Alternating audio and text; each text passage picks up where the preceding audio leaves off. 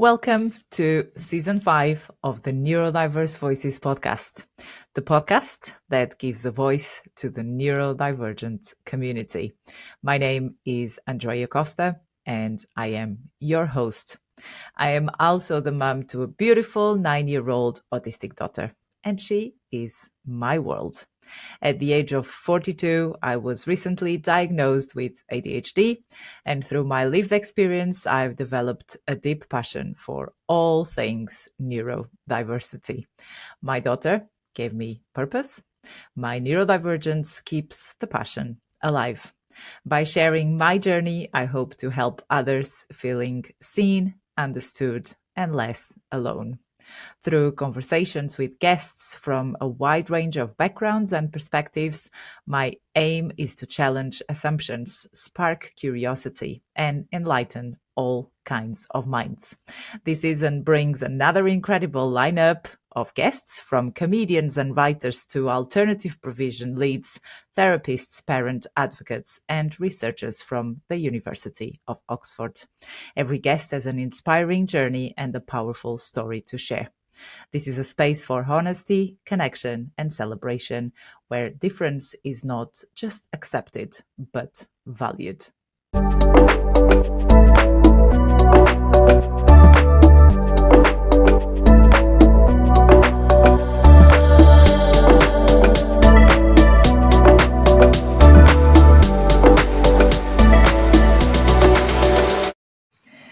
Hi, everyone. Welcome to another episode of Season 5 of the Neurodiverse Voices podcast. Today I have another special guest, because all my guests are very special, and I'm very excited to learn about her journey so far. So she's a novelist, she's a blogger, and has lived experience of autism. Her blog is Life with a Label, the Diary of an Autistic Girl. And she's the author of The Magical Summer. Yeah, I'm sorry. I need to say this again, because I didn't say the full title. I knew this was going to happen. The Magical Summer of Evie Adelman. Welcome, Harriet de Mesquita. Thank you very much. Thank you for having me, and thank you for pronouncing my name correctly, because so many people don't do the Mesquita, they do the Mesquita, so thank you. You're very welcome. We also just realized before we started recording that we have Portuguese blood. So we have that in common. That's why I can pronounce your name properly. And I'm glad to do that, because it's always the same with me. Some people call me Andrea or Andreia, but it's actually Andreia, although it's difficult to say, so it's understandable. Okay, Harriet, so why don't we start with you telling us a little bit more about yourself and where your love of writing started? Of course. So as you've just said, I'm a writer, but I actually came quite late to writing. So I wanted to be a ballet dancer when I was younger and did a lot of classical dance training, but started getting a little bit injured by that. So I then studied psychology at university, went into working in mental health. That then kind of went into physical health. I then retrained as a Pilates teacher, and I actually still teach Pilates today as well as write. But my novel was published this year in June. And I am also a bit of a latecomer to my own autism. So I was diagnosed autistic at 36. So obviously always been autistic, but was undiagnosed for most of my life. And that was when I started blogging post-diagnosis. And I think for me, writing has always been well, I think it started with reading, a love of books, really. And I think a lot of writers start that way. They start as really avid, voracious readers, and that was definitely me. And I think for me, books served two purposes, really. I think firstly, they were escapism, which I think they are for a lot of people. But I think as an autistic child growing up, you need that escapism sometimes. You need to just be able to leave the world behind and go into another world a little bit. And they were also really helpful books from a practical point of view, because I often didn't really understand how other people worked, or how they ticked, or why they reacted the way they did. And actually books, especially fiction, I actually sort of learned quite a lot about other people from reading. And then I started writing, as I said, quite late, but I think also for me as an autistic person, I know that a lot of autistic people are completely non-verbal. So I think it's about 25% of autistic people. For Mhm. me, I have selective mutism, so I lose the power of speech from time to time, especially when I'm really stressed. And I think for me, writing is a really wonderful way of communicating that isn't dependent on your voice. And I think that was why dancing and ballet appealed to me so much too, because it's just a way of expressing yourself that is not dependent on your voice, so you don't have that worry about your voice kind of giving out. So writing is a kind of extension of that, and just finding a way to express myself that feels really safe, and that makes me really happy. Yeah, absolutely. It's just the proof that, speech is not the only form of communication, and you can definitely express yourself in a wide variety Yeah, of other forms. So yeah. that's a very, very interesting um, story. And in terms of the diagnosis, because it's been late, mm. how do you feel that it changed the way you see yourself and your past experiences? I mean, it was a massive change, and a huge sort of turning point in my life, and a really positive change. But I think, having grown up undiagnosed, I don't know if this is just me, but I very much veered between thinking, well, everyone must be like me. I can't be that different to other people, but everyone must just be coping with life a lot better than me. So I sort of veered between thinking that, and then thinking, no, actually, I am, for some reason, whatever reason, I am kind of really different to other people, and that's really, really strange and really weird. And so, sort of swinging between those two extremes, neither of which were particularly healthy, I think I found the world a very confusing place when I was growing up. And I think getting a diagnosis, it gave me a reason as to why I am the way I am. And I think it gave me more of a permission to be myself as well. And I think, again, perhaps this is just me, but I think a lot of late diagnosed autistic people will say that even though you don't have a diagnosis, and I know sort of an autism diagnosis is sort of often quite a stigmatized thing, you kind of collect negative adjectives that have been used to describe you over the years. People will describe you as kind of, maybe at best, sort of quirky, or a bit Mhm. weird, but the adjectives can certainly get a lot worse than that. And you can be described as sort of arrogant, perhaps, or cold, or unfeeling, or, and I think those adjectives stay with us. And I think it's quite hard for us not to internalize those adjectives and just feel that we're always doing everything wrong. And I think a diagnosis really helped me realize that, yes, I was different, but it gave me a framework in which to understand that, and a vocabulary in which to express it. So that was really important. And I think, there's being autistic. There's the core of who we are as autistic people. But there's also that level of awareness we have of how we are compared to other people and compared to the outside world.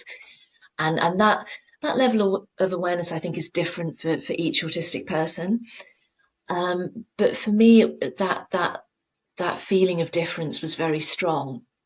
And that was kind of another layer of a struggle, really, on top of just being autistic and coping with my autistic traits, and just getting through the day, kind of thing. So I think diagnosis removed that layer of worry, of thinking, well, Mhm. why is that happening? Why has that been lost in translation? Why do I not understand what's going on? And I think that just frees up more mental space us, for us to be ourselves and for us to just, relax and be happy within who we are. So it was a huge turning point for me. And I think there is that level of grief looking back. I think that there's a lot to come to terms with post-diagnosis, and I think I was slightly naive when I was first diagnosed, thinking, well, I know that I'm autistic now, and that's great. Everything will be great. But I think you do a lot of looking back, like you were saying about your past experiences, um, and you wonder whether things could have been different and could have been better if you'd had a diagnosis and known when you were younger. I think this is a very personal thing, and I think a lot of early diagnosed people would probably say no. um, things aren't necessarily better. Um, but I think for me, I would have liked to have known. So just getting a diagnosis, even at 36, was really important for me. Mm-hmm. Definitely, because if you are younger when you get to know, it might be challenging, but at least there will be support that can be put in place, and you don't grow up. And also, if we think about at least the teenager years, right, where Mm, when we are trying to figure out who we are, it's a yeah, very confusing period. yeah, So yeah, if you had known back then, it would have shaped you. exactly. It would have Yeah, shaped your future. yeah, exactly. I mean, I think the nice thing about an adult diagnosis for me was that I pursued it, and I felt in control of it. I think sometimes for people who've had diagnoses as children, they feel out of control and they feel that it's been sort of pushed on them, and perhaps they don't necessarily understand it. So, but I think, yeah, I think just for me being able to understand how I worked would have been huge, and made a big difference when I was growing up, and like you said, when I was a teenager. Yeah, definitely understandable. So I'm guessing that this has been what inspired you to start your blog, Life with a Label. But what was the moment when you said, okay, I've got a diagnosis now. I kind of know who I am, even though I'm still discovering myself. Mm. What was that moment? Can you share it with us? Um, I'm not sure there was a specific moment necessarily, but I think, um, and again, this is probably a very autistic thing, but I really started doing my research and got very, very focused on all things autistic in leading up to my Mm-hmm. diagnosis and afterwards. So I was kind of looking at everything I possibly could to do with autism. And it's strange because if you're late diagnosed, you do grow up and autism is something other, and then suddenly this thing becomes you. And I also remember at the time of my diagnosis, the film Music had come out, by Mm-hmm. Sia, that had an autistic main character, and it Yeah. was very controversial. And I personally found it a bit of a difficult watch, but anyway. And I sort of realised that there were a lot of things to be said about autism, and that I kind of wanted to say them. And I think I'm not alone in that, the sense that when you're diagnosed as an adult, actually you have opinions about this, and you want to express how you feel about it, and you want to share your journey with other people. And I think for me, completely by accident, but my light bulb moment came about my autism actually because I'd started watching YouTube videos of autistic women, um, Mm-hmm. talking very articulately, very sort of level headedly about their experience as autistic people. And that was how I realized I was autistic. So it was pretty soon post diagnosis that I wanted to start a blog, just to get some things off my chest, but also hopefully to share my experiences in a way that might be helpful as well. Yeah, that makes absolute sense. It's quite interesting that you mention Sia's movie Music, because I've only Mm. watched it recently following another interview. One of my guests mentioned it to me, and I'm a massive Sia fan, but I had never Yeah. heard about the movie. I was like, how is this possible? And I did. It's quite strong, but I did love it because there's so Mm, much mm. on music that I see in my daughter as well. Yeah, The, yeah. constant steaming, Mm, and I was really happy to see that in media representation, because Mm. most of the times you do have representation, but it doesn't have like a full package, or Yeah, it doesn't focus much on the learning disability side of yeah, things. yeah. No, you're So right. Yeah, yeah. No, yeah, you are I right. Yeah. really, yeah, I really enjoyed the movie, and yeah, and I love the eccentricity, or how extravagant he always is. So Mm. I love it.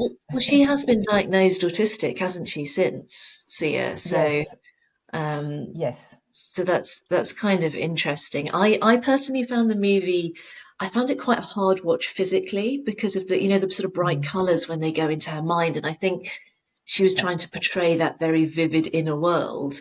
But as an autistic person, I found it quite hard to watch. So it was an interesting thing. But yeah, but yeah. yeah. That's understandable.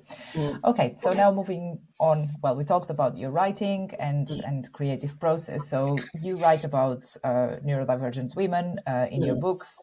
mm. Can you tell us why that's important to you? Well, I think partly it is just writing what you know. So I think before I was diagnosed, so I started writing in my early to mid 30s, and so sort of Hmm. just a little bit before I was diagnosed. And for me, even before I was diagnosed, I was writing these female characters that were kind of loners and very much observers rather than doers. They watched people very carefully, and these characters had a very vivid internal life, but maybe struggled a little bit in the outside world. And of course, looking back, those characters were autistic, and I think said a lot about me and about how my mind worked.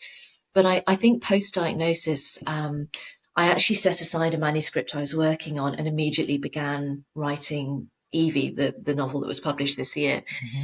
And so it was partly about writing about what you know, but I think my diagnosis gave me a little bit of impetus and motivation in the sense that I feel my autism was missed when I was younger because I was a girl. I did mask my autism. Again, a lot of girls Hmm. do. But I kind of feel that a lot of people didn't really want to see my autism because it just wasn't seen as something that happened in women and girls. And even at university as a psychology student, we studied the extreme masculinity theory of autism. So the idea that autism is just kind of masculinity on steroids, and it was a largely discredited theory by then, but not completely. So I wanted to represent women and girls like me. I think it's so important to grow up and be able to see yourself in books or, on TV or whatever sort of creative outlets we have. So that was really important to me. And I also think, as autistic people, we're often judged so harshly. I think so much of our experience is internal and it's about how our brains are wired. And a lot of that gets lost in translation. People just see our behavior and Hmm. they interpret our behavior in their way, in a sort of neurotypical way. And then we're often found wanting or told that we're doing things wrong or told that we're weird. And I think actually literature is a great way of kind of bridging that kind of translation gap. I think, there's a lot of really great autistic memoirs out. People sharing their experiences, and I certainly read quite a few after I was diagnosed. But I think actually, in terms of fiction, it can be a really great tool. I think Yeah, people read books for a different perspective to walk a mile in somebody different's shoes. So I think actually writing autistic protagonists and then forcing people to step inside their mind a little bit, I think that can be really helpful. So that's kind of what motivates me to create autistic characters, and especially female autistic characters. yeah, yeah, and that makes total sense. So your Mm. book was launched in June of this Yes, year. that's right. Yep, yep. It's the magical summer of Evie Adelman. I got it right now. You did? Can you tell us a bit, give us a summary of the story? And we understand that Evie is autistic, or she will have. So can you just tell us a little bit more about the book? Of course. So the novel is about one girl's journey. It's about Evie. She's 21. She's Jewish, and at the start of the novel, she's living quite a frustrating, kind of very conventional existence in her parents' house in an affluent suburb of Leeds. She's part of the Jewish community there, but she's also really quite an outsider. And the one person Evie is really close to is her Aunt Mim, who's a very strong minded and rather eccentric character herself. But other than that, she doesn't really feel that she connects with many people. And Evie is convinced that this is because she's a witch. Her parents are Okay. unconvinced by this, and Evie's been assessed and given a diagnosis of Asperger's because the novel is set in 1982, so it was Asperger's then. It would be autism today.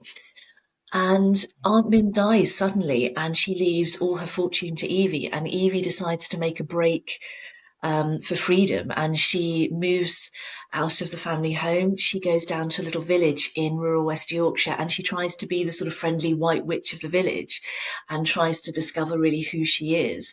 So she thinks she's exploring herself through witchcraft. I would also say she's learning a lot about her own mind and her neurodivergence.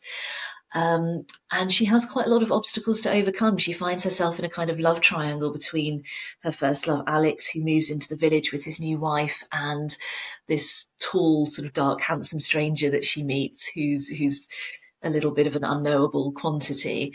And the ghost of Aunt Mim has taken to reappearing at odd moments to offer Evie words of wisdom and encouragement. Um, but it's about how we go about finding our place in the world, and especially I think if you are a woman, and especially if you're a woman on your own and you're quite an unconventional person for whatever reason, it's about how do we find a life that best suits us. Sounds very interesting. I definitely need to read it. And again, I'm Thank sorry that I you. didn't read it No, before no, that's the fine. Don't interview. worry. Don't worry. And how much do you see yourself in Evie? Um, it's definitely a little bit autobiographical. I mean, I'm a Londoner, but a few years ago I moved out of London, and I set myself up in a very rural part of northeast Suffolk. So I have that kind of journey from city girl to country girl, and you know it has definitely had an effect on my neurodivergence. But I think I think the biggest similarity between me and Evie is the way in which we express our autism. So obviously, you know, autism is a really broad spectrum and everybody's very different. Um, Evie was the first kind of openly autistic character that I wrote, and she was the first autistic character that I wrote knowing that I was autistic as well. So I kept our Mhm. autism sort of fairly similar. You know, we're both sort of very hypersensitive. We both have synesthesia. We both have echolali. You know, there's just a lot of similarities that way. Um, but we're definitely not the same people. You know, I think, I mean, for a start, I was 15 years older than Evie when I was writing that novel, and you know, Evie's a lot more impulsive, I think, compared to me, and she makes decisions that I would not have made, you know, for better or worse. So we're definitely not the same people, but she was a great avatar, sort of, Mhm. to explore things sort of through in the novel. Yeah, yeah. And what was the most enjoyable part of writing the novel? For me, I'm a planner and an organizer, which I mean I'm autistic, so go figure. But for me, I think I love that stage of building up to starting writing. So I love, you know, getting my notebooks and making all my notes and getting organized.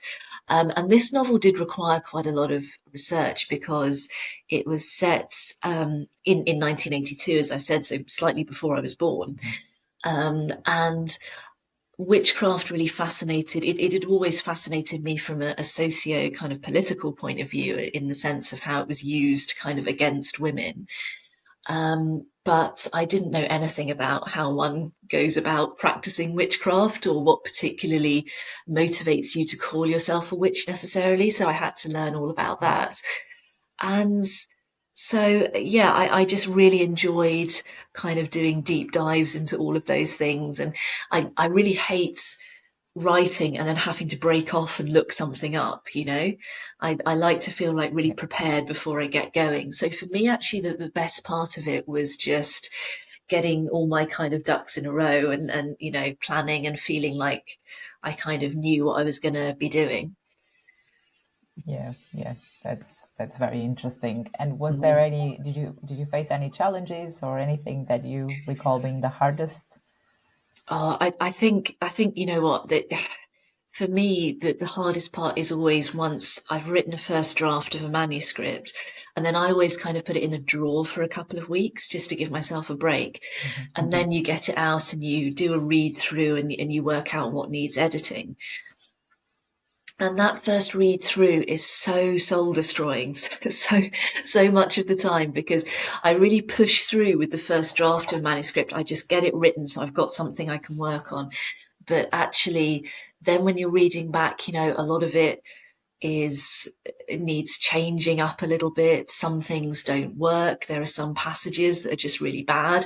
So it can be quite dispiriting reading through and thinking that it needs a lot of work.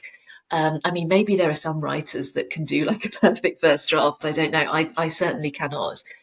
Um, and I think being autistic, you know, I'm very black and white in how I think about things. So I get very despondent very easily. So after I've read through a first draft, I've literally got my head in my hands thinking, oh, this is terrible. This is the worst thing ever. And then, you know, you get over it and you think, okay, well, this needs to be changed and that needs to be changed and then it'll be better. But I think that can be hard as an autistic person, sort of finding the middle ground and being sort of, you know, hopeful about things that haven't quite worked out for the first time, you know. So that's the hardest Yeah, bit for me. yeah, it's very easy to be hard on yourself.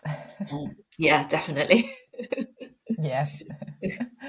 And do you have any routines or sensory preferences that help when you write? I think I'm definitely a morning person. So I'm one Mhm. of those people that kind of as the day goes on, my brain steadily goes bleh, you know. So I try and get most of my writing done in the morning. Um, and I think um, I think minimizing sensory distractions is quite important to me. Actually, minimizing distractions in general. So again, like a lot of autistic people, I have never been able to multitask. So if I have lots of things to do, even if it's just lots of little things, I get very overwhelmed very quickly. And sometimes I'll just sort of completely shut down and switch off because I just can't cope with knowing that I have to get lots of things done and my attention being pulled in those directions. So it probably looks like procrastination, but um, I actually, you know, if I've got to sort of email somebody or check something, blah, blah, blah, I will do all of that stuff before I sit down to write, just so that it's not knocking about in the back of my head. And I think in sensory terms, it's very much as I said about minimizing sensory sort of distractions because I'm the hypersensitive end of autism. So Mhm.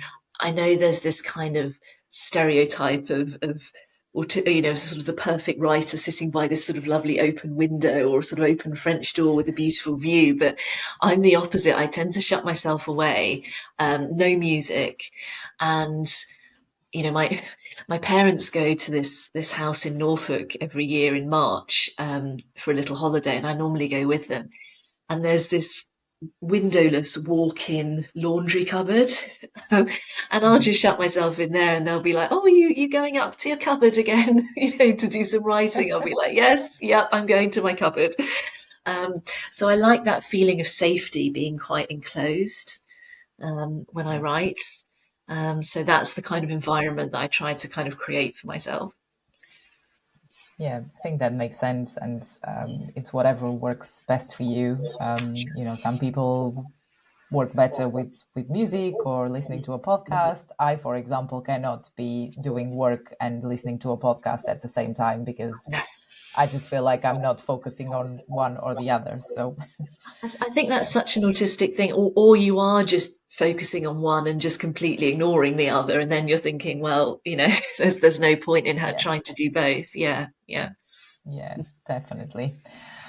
Okay, so moving on to identity. So Mhm. your work explores autism, the Jewish identity, and family. So I'm sorry, I'm having a bit of an issue here, Oh, don't worry. trying to follow my questions because I can't remember all of them. Um, so how do these parts of who you are connect with you? Well, I think I being Jewish, I've never actually grown up in a Jewish community. Um, Hmm. my parents, even in London, we lived in South London, but there wasn't a synagogue anywhere near. My parents aren't particularly observant, especially my mum, because her father wasn't Jewish.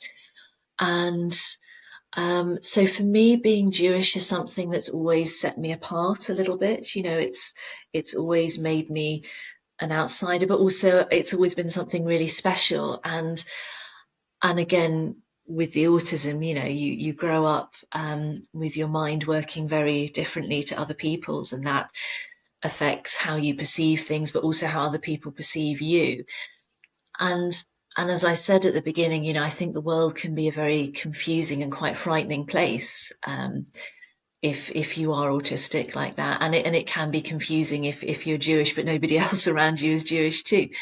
And I think learning that I was Jewish and learning that I was autistic much later on, those two things have been the only things that have ever really made sense of myself.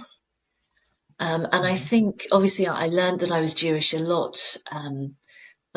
sort of earlier than when I was autistic. But I I think being Jewish and working out how to be Jewish and how to express that identity has been a really good rehearsal for then finding out that I was autistic. So, for me, being Jewish is an amazing thing. It connects me to a history and to a people, and it really gives me roots. And that's before you even factor in the faith side of things. But you learn quite quickly that some people will try and use your identity against you, and they have an issue with you being Jewish, and they will try and make you feel ashamed or embarrassed about it. And I think, I mean, unfortunately, I think anti-Semitism is actually more prevalent now than when I was growing up. It's definitely Hmm. sort of been on the rise these last few years. Um, but even when I was growing up, I encountered it. And, nothing would ever make me embarrassed or ashamed of being Jewish. And I think it's who I am, and you have to sit in that with confidence.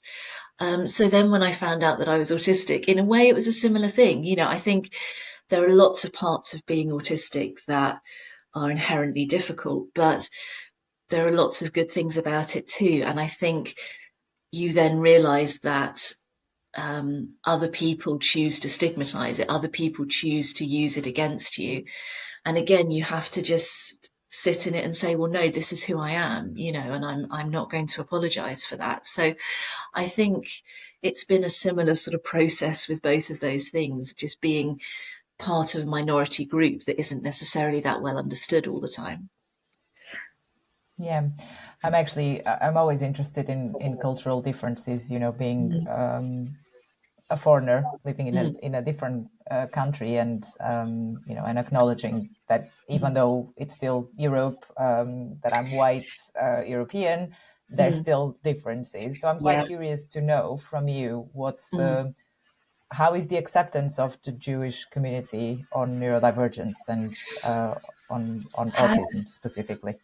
Oh, it's a very difficult one because we're not, I mean, again, like with the autistic community, we're not a sort of homogenous kind of people.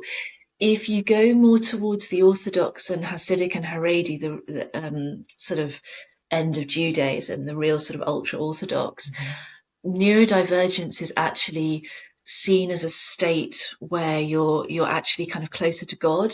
So in a society where sort of holiness is everything, and that connection to God is always your main motivation, actually neurodivergence is this sort of slightly exalted state.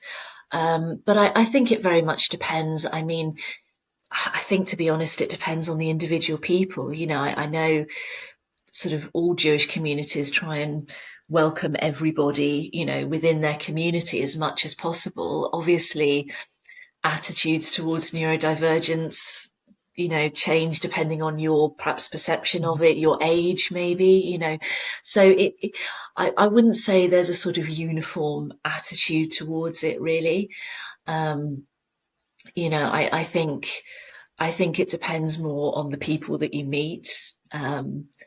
But there is that sort of line in the sort of ultra orthodox community that it is really special. So there is that. Yeah, very interesting. Yes, I think across every culture, it will be different, Yeah, the way that neurodivergence is looked at. yeah, But yeah. thank you for sharing, because I know this was not one of the questions that I had No, that's right. initially thought about. Yeah. Um, so we talked about what the representation of autistic women means in Mm, literature to mm. you, but how do you hope that readers, both autistic and non-autistic, will feel when they read your stories? Well, I hope if you are an autistic reader, then you feel seen a little bit and you can relate to Evie as a character. I mean, she's not the only, I would say, autistic character in the book. I would say you look at her family and you can see those kind of threads. Um, and I hope if you're not an autistic reader, then you would have found it interesting being immersed in Evie's world. She's the protagonist. It's very much her book. It's her voice. It's written first person, and it's her diary. Um, so I hope that it is a real sort of immersive and hopefully interesting and informative kind of experience for non-autistic readers. I mean, I try. I try not to think too much about how people are going to perceive um, Mm-hmm. the characters as I'm writing it. I think you can't get too caught up in that. I think, obviously, you have to honor the fact that she's autistic and portray her autism in the most authentic way possible. And the same with her being Jewish, I think. But at the same time, I sort of write for myself, and I think if you're writing with your voice and being honest as a writer, I think people will relate to that rather than thinking, well, I better put this in because people might like that or people might not approve of this. So I kind of um, I hope that people will find it enjoyable, but at the same time, I sort of try not to think about it too much. I mean, the only thing that worried me slightly was the fact that Evie was given an Asperger's diagnosis, because obviously I know some people still use the diagnosis of Asperger's, but it is a bit of a hot topic and a bit of a controversial thing. But I think given that the novel was set when it was, that's Yeah, what would I have think it happened. makes sense. Yeah, and I think people have been very sort of understanding about that. So I'm relieved about that. Yeah, it makes it contextualized to the Mm, timing of the action, so that makes sense. yeah, yeah. But yeah. Okay, and you've had an interesting career path, as you Mm, mentioned, so from science and ballet to mental mm, health and writing. So mm. how have all of these experiences influenced your stories? Well, um, I think I've just needed to assimilate a lot of experience before I felt able to sit down as a writer and craft stories with real people and real motivations and people going through real things. I think I probably had quite a sheltered upbringing, and I think as a neurodivergent person, I think sometimes we do develop late. We're sometimes a bit late to the party, and other people sort of hit those sort of developmental markers very sort of evenly and sort of within the time frame that you're expected to. And sometimes when you're autistic, you're precocious in some things, but sort of falling behind a bit in others. And so I Others, think, yes. yes, I think it's quite a sort of common thing, and we just sometimes need more time. So I think working in healthcare was great for me because I just worked with people from all walks of life. A lot of people I worked with were autistic, um, and it just really shows you just a kind of depth and breadth of life. And it's so interesting to see how different people think and how their backgrounds affect them and all that kind of thing. So that was great for me as a writer. And I think ballet in the dance world was really great for my confidence because I think I did lack a lot of confidence growing up. I was very cautious and very introverted. And again, like I said, ballet, it does give you that method of communication. It's really expressive. And Mhm. actually, at my ballet school, most people weren't English. And because there was that sort of that there was often a sort of language divide. In a way, we were all on a level playing field. And I think that helped me fit in, and people were less judgmental of each other because we were all so different.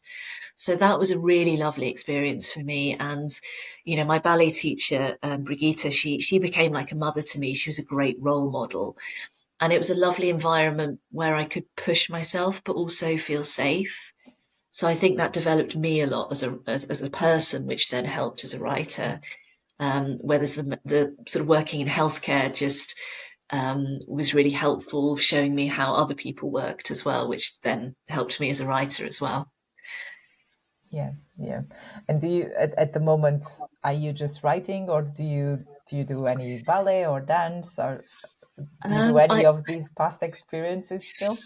Well, I do still teach. Teaching Pilates is kind of a little bit of a remnant of the healthcare Hmm. thing in a way, because I work with a lot of Yeah. people who have sort of conditions and things like that. Um, and ballet, I most mornings when I can, if I'm not too busy or teaching an early morning class, I do try and do a bit of a ballet bar. So I do dance a little bit. My ballet school, unfortunately, in London, shut down. It didn't survive the pandemic, but I tend to use YouTube videos just because, as well as an Hmm. autistic person, it's less of a thing if I can just dance in my own home. I Yeah. normally get like 20 minutes in, and then then my body starts clicking and cracking, and I think, no, I'm actually 41, and I probably shouldn't be trying to throw my leg up behind my ear. Um, so it's not always the most therapeutic of experiences, but I do still try.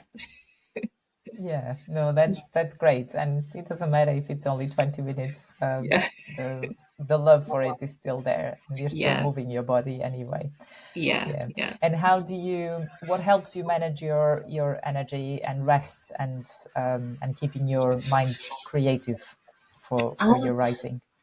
Well, I think actually telly does a lot. I'm a really visual Hmm. person, and I watch quite a lot of TV, and especially in the evenings, I really use um, watching TV to regulate myself. I'm quite dependent on it. Um, and I think, I need a certain amount of time alone, like all autistic people, really. We need that time to recharge, and especially I think if we are autistic people who can and do mask, which I still do quite a lot when I'm out, you need to have that space where the mask just drops and you can be Drops. you. So I have my routines. I actually think, relating back to what we were just talking about, Pilates teaching is great for me because it forces me to be social and it's physical. And writing, obviously, I could easily become a hermit, like far too easily, and it's very sedentary. So I think having that physical side to my nature helps. And I do also live about 9 or 10 miles from the coast, so going to the Mhm. water really helps too. But I think with any autistic person, I think so much of our well-being is also kind of tied up in a feeling of control. I think we do need to sort of feel Mhm. in control of our lives to a certain degree. And I think for me, that's very much managing things and knowing what I'm going to be doing, knowing that I can prepare for those things, knowing that I'm not going to be sort of swamped or, have sort of some unexpected things. So I guess that goes back to being a planner, but I think it's about finding that balance for yourself as to what you can cope with, probably. Yeah. And feeling that that's your decision to make, and that you're in command of how you live your life. I think that's a huge thing when you're autistic. Yeah, absolutely. And so you're now based in rural Suffolk, and you Yeah, swapped busy London for yeah. it. And you just mentioned that you are very close to the seaside as well. So Mm. how has this change impacted your well-being? Well, it's had a huge impact. I mean, I moved out of London because I mean I loved London, and I am a Londoner. It was my home, but um, it was just starting to aggravate my senses constantly, and there was just that low level stress all the time. Well, sometimes not low level, sometimes fairly high level stress. Yeah. Um, and I was having to travel around a lot for work, and I was just finding that London, eh, again, I wasn't diagnosed back then, but the way I would describe it now, looking back, is that London was really starting to aggravate my autism. Um, and so moving to the country, it was a massive change, but it gave me the calm and the quiet and the space. And I think that helped my writing. I could really focus on my writing. It is a bit sort of six of one and half a dozen of the other, in the sense that my special interests do include going to ballet and the theatre and exhibitions and Yeah. things. So the lack of stimulation in the country is wonderful, but I sometimes miss the stimulation of the city. So Yeah. you can never have it kind of both ways. But for now, I'm happy being a country girl, I think. Yeah, you cannot have it all, sadly. No, exactly. Yeah. Okay. And in terms of community, what kind of response have you received from the autistic and both the autistic and the Jewish communities about your writing work? Well, I was actually chatting to a friend of mine's mother who's Jewish and in her mid-80s, and she was saying sort of that she loved bits and pieces of the book, and she was like, "You have to be Jewish in order to know that and write that. It's like that insider perspective." And I was really relieved when she said that. And I'm, again, I think as part of trying to keep my writing focused on what I want to do, I don't really chase my reviews. I don't sort of go online and read them that much. But people Mhm. who have got in touch with me have all said really lovely things, and I have read some lovely reviews. So I think um, I think it's been good within the autistic community. I've had some really lovely autistic advocates review the book. Um, and they've sort of said that they've really enjoyed it. And again, from the Jewish people I know, it's been positive too. So I'm hoping that that's the case. Yeah, yeah, that's very good to hear. We love positive feedback. Um, and for those autistic people, or more specifically women in this case, Mm. who are thinking, to share their stories and start writing, Mm. would you have any advice to give to them? I would say um, perhaps not all autistic people feel this. I'm willing to bet a lot of them do. That my experience growing up and being autistic, and not just growing up, actually being an adult as well, you are a bit of an outsider. You are that person looking in. You are observing people, and a lot of the time you're observing people because you're fascinated because they're so different, but also for survival, you need to learn how to mimic those people. You need to learn what's socially acceptable because the way you do things is different. And that might not be the most healthy of things psychologically, but I think it's a huge advantage as a writer, that you are sort of on the outside and you are always looking at people and seeing what they're doing. So I would say use that. And I would say the same for any other part of your autism, any other trait, work out what your strengths are as an autistic person and then use that in your writing. I mean, obviously, it requires slightly different skills writing a memoir, say, as opposed to writing a fictional novel. But I think another thing I would say is, being autistic, there can sometimes be these sort of blind spots in our perception, so sometimes we're doing something and we think it'll be perceived a certain way and it's not, or vice versa with people doing things and we're perceiving it. I would say writing is a great tool of self-expression. And if you want to put your experiences on a page, do. But then once you've done that, remember that other people are going to be reading them. And so that self-expression is your starting point. Then make it into a work of art. I'm not saying censor yourself in any way, but I'm saying that make people want to turn the page, create something beautiful, create a work, not just a sort of a massive sort of diary entry of your experience. Create, something that's really amazing as a kind of craft, as a writer, that's based on your experiences and then kind of is lifted a little bit as well. Yeah, that keeps people engaged and wanting more and more to come. Yeah, definitely. Yeah. So what is next for you? Do you already have any plans for a new book or a new project? So Evie was actually written a while ago, and so there is. I've been writing this Jewish kind of family saga about four sisters, and it's told from the perspective of the youngest girl. It's set around the time of the millennium, and they're a very sort of disparate family who sort of don't necessarily get on that well. And it's told from the point of view of the youngest sister who has been diagnosed with autism.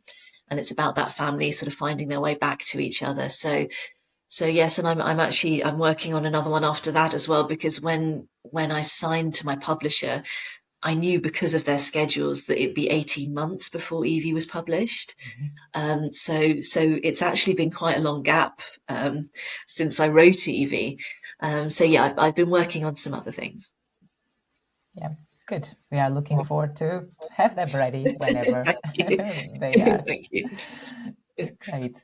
So now focusing more on your journey, and this is the last section of the interview. Who is your biggest support? I mean, I should probably say my parents at this point, but I think it's actually my French bulldog, Loretta.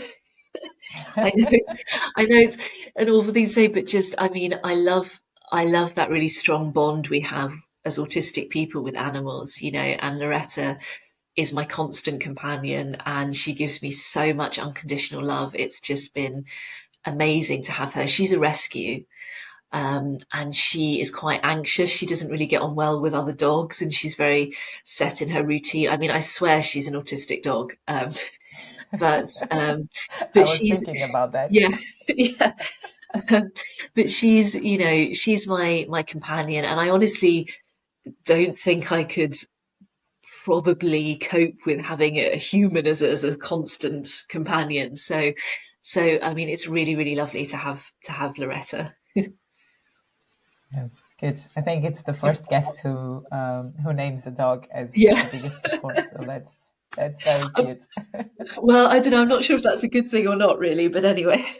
No, I think it is. I think we all know that animals are, they can be more loyal than people, and sometimes better companions. So absolutely valid and admirable, definitely. And who is your biggest inspiration? Oh, well, do you know, when I was young, I think again when you're when you're autistic, you get these really kind of fierce obsessions with people sometimes. And I was absolutely obsessed with Elizabeth I when I was young. So I wanted to be a kind of cross Okay. between Elizabeth I and Bette Midler. And I'm not sure how that's working out for me, to be perfectly honest. But I think when I was dancing, my role model was Maya Plisetskaya.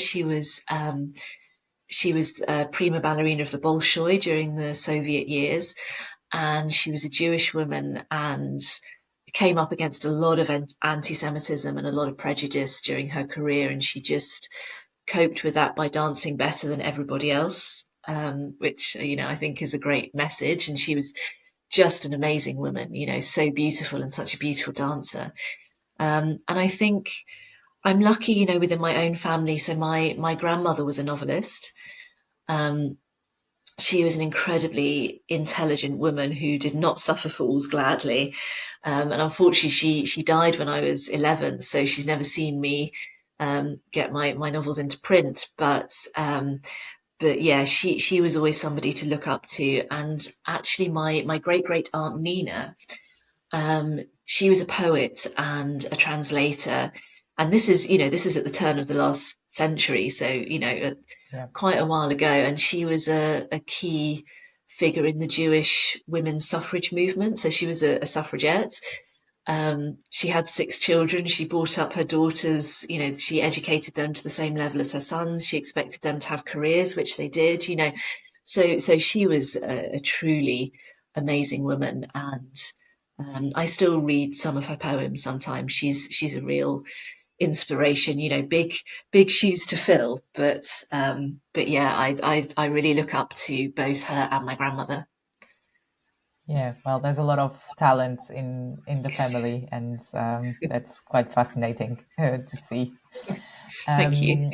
And I don't know if you are much into superheroes, but if you were a superhero or had a superpower, who or what would that be? Yeah, I'm not really that into superheroes, to be honest. I thought the sort of power that I would most like, and maybe I should be telling this to a therapist, is probably invisibility. I'd love to be able to be invisible, just I think sometimes, just to be able to kind of slip between situations. And I think, again, it comes back to perhaps being a writer and liking to watch people and finding people really fascinating. Mhm. It'd be nice to do that sometimes without people knowing that they're Being being noticed. watched, which sounds really creepy. And I don't mean it to sound like that. Um, but yeah, that would probably, I guess, be my superpower. Yeah, I don't think it sounds creepy, from the observation point of view, it Yeah, makes total yeah, sense. And then you could, yeah, write about it without being yeah, noticed, because the exactly. truth is that if you stage things too much Mm, when you are observing, then the natural yeah, response is not going to be the same. So exactly. not Yeah. creepy at all. Okay, okay, thank you. And if if there was a song that captures your journey, in this case Mm, as yourself, as a writer, as being mm, neurodivergent, mm. which one would that be, and how does that resonate with you? So, so I'm a very sort of impatient person, and like we touched on before, I'm quite black and white about things. And Mhm. I'll set a goal, and I'll want it to happen immediately, and I'll want it to happen exactly as I envisaged. So I'm not the best process kind of person, and I'm not the best at dealing with setbacks or when things happen slightly differently or when I have to wait. And I always joke that I then kind of need to lock myself in a dark room and listen to Miley Cyrus's The Climb on repeat for 20 minutes, just Okay. because uh, I think that song, honestly, for me, it genuinely has quite an important message, in the sense that you sometimes just have to appreciate the fact that you're working towards something rather than the fact that you have achieved something or have not achieved something. And I think it's sort of reminding me that there is that kind of grey area in that process, and that's fine. And I think as an autistic person, sometimes you go over the past a lot and things that have happened, and you worry a lot about the future, but being in the present isn't necessarily the easiest thing. So I think that's quite a good reminder that sometimes you just have to enjoy it as it's happening and not look towards the end too much, you know. I will say as well, there's a song called I Told You So by Carrie Underwood that I was listening to on repeat leading up to my autism assessment because I was sort of it was my song of the moment. And Mhm. whenever I hear it now, I have this kind of Pavlovian response and I get really nervous about my upcoming autism assessment, even though it was years ago. But that's the song that reminds me of being assessed. So that's a bit of a strange one, but Yeah, I think music can be so powerful, mm, to the point of of reminding you yeah, of having that same emotion of something yeah, that you had yeah, years ago. yeah, So yeah, yeah, yeah. well, great, thank you for sharing. And I think this is a good one for you, especially because you were late diagnosed. Mm. If you had the chance to go back in time, Mm. what would you tell your younger self? Do you know, I've thought about this a lot because also you see it quite a lot in the autistic community and on social media and things, people writing letters to their younger selves. Um, Hmm. I think for me, honestly, having thought about it, I would tell my younger self that you are autistic and that's okay, Okay, you know, and that's what I would say. yeah, fair enough. Yeah, that makes absolute sense. Mm. And what are your hopes for the future, Harriet? Um, in terms of myself, I hope to keep writing and keep getting published, and I hope to stay healthy. There's a lot about kind of skills regression in autism, and I know if I'm really stressed or burnt out, I lose my capacity for memory or some of my sort of skill sets and things. So I'm quite, I'm trying to kind of live in a way that minimizes that as much as possible. And I think in broader terms, in terms of the autistic community, I hope understanding of and acceptance of autism keeps moving forwards. I hope that people who sort of spread misinformation around autism for whatever agenda, I hope they don't manage to push us back. Um, and so yes, I just hope that we can move forward and develop. And as you said, I think, it's about representation in from all aspects of the spectrum as well. I think we're still, as autistic people, in the very early days of really finding our feet and communicating and saying, well, no, our experience is important, and here's what we want you to know, and here's how you want to, here's how we want you to address us, and here's the language we don't want you to use around us, but I hope that given time, that representation will be really broad and our voices will be more a part of popular culture and everyday life. So those are my hopes, I think. Yeah, yeah, and and to be part of policy making and Yeah, everything, like yeah, the healthcare system, the education system. We definitely need more autistic voices and neurodivergent voices yeah, to be part of all of these. yeah. No, I Yeah, completely agree. It's the nothing about us without us, isn't it? I think. Yeah, exactly, yeah, exactly. But I yeah. think I really believe that together, just by having this conversation, and every conversation Mm, I have with my mm, podcast guests and people who I connect with and mm, are curious about it, because mm. I think we all agree that curiosity is a very simple thing, that Yeah, if people would be more curious, yeah. then I think the world would already be a better place for the neurodivergent community. Yeah, I agree. I think it drives us forward. And I think that's actually what's great about being autistic. We have that constant kind of thirst for knowledge and to find out about things and do these really Yeah. sort of deep dives into things. But yeah, I agree. And I think you provide a great platform there by letting people share their experiences. So yeah. Yeah, and it's really fantastic to see how each of my guests, and and myself as well with the Mm, podcast, but how creative and how many amazing initiatives everyone brings, and how, yes, again, every single one of us is doing a small part to make things better, and that really warms my heart and makes me to keep going, even on days when I feel like, I have the imposter syndrome and I'm like, what am I doing here? Which happens quite often. Yeah, no, me too. I do get imposter syndrome too. And I think, like you said, I just think you have to remind yourself that, your voice matters, and moving forward, and, all our voices have to come together, and then that'll hopefully create something really positive. Yeah, definitely. Okay. And finally, if your heart had a voice, what would it tell us? Oh, well, I think similar to what we've just been talking about, I think what it would say is that your people matter. And I think that that's obviously going to be very different to each person. For some people, that might be family. For other people, it might be friends. I think if you're autistic, it's maybe that wider community of autistic people too.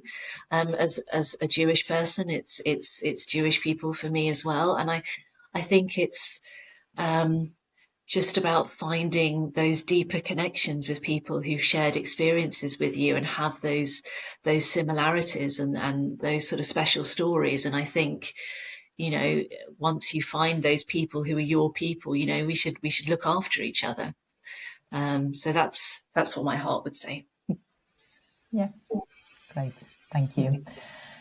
Harriet, it has been a great pleasure to get to know you, to learn all about your lived experience, and yeah, I hope we can stay connected in the future, and maybe you come back to talk about your next book at some point whenever it's out. Yeah, no, I would love that, and thank you very, very much for having me. It's been really lovely to talk to you. You're most welcome. To everyone, follow Harriet, and go and read her book and her blog, and I'm sure you will. It will be very helpful for everyone. And I'll see you all soon. Bye.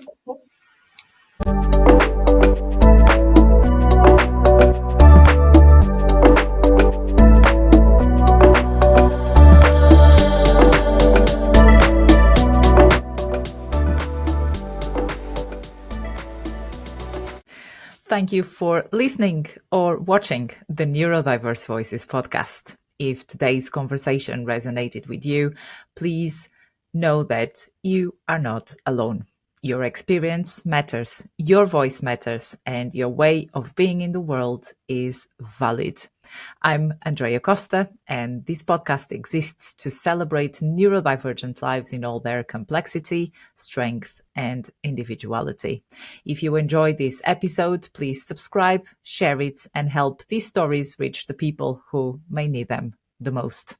Join me again next time for more honest conversations, powerful stories, and diverse perspectives, because every neurodivergent journey is different. And remember, when you meet one neurodivergent person, you've only met one neurodivergent person.